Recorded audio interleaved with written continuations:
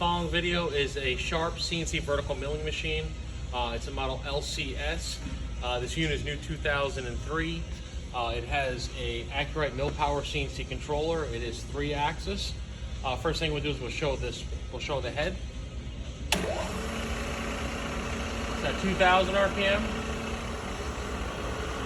2,400, 2,800, 3,600.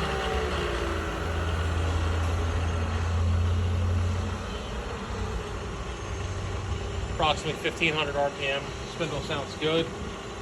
Head sounds good. This is your brake. This is your X-axis.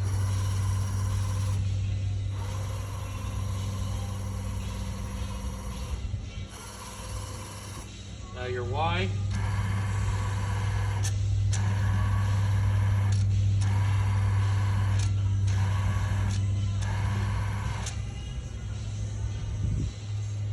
Now your Z, your quill.